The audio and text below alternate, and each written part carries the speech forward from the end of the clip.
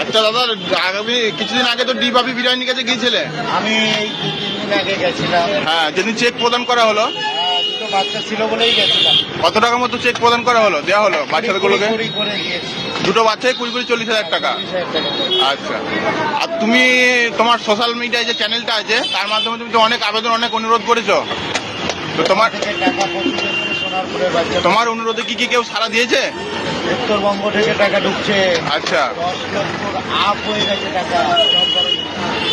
আচ্ছা, তার মানে বুঝতে পারছেন, অনেকে বুঝতে পারছে না আমি ঋত্বিকাকে ভাইরাল করে তুলেছি। ভাইরাল একদম সারা পৃথিবী বেশি ঋত্বিকাকে দেখছে।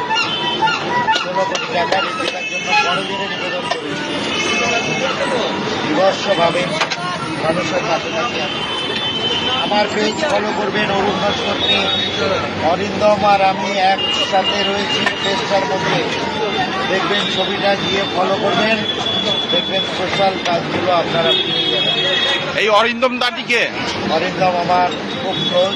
আচ্ছা অরিন্দম ভাই, সে হচ্ছে একটা ফুড ব্লগার। আচ্ছা, কাছের ফুটবল লাগা তোমার, তাই তো? খুব ভালো সম্পর্ক তোমার সাথে।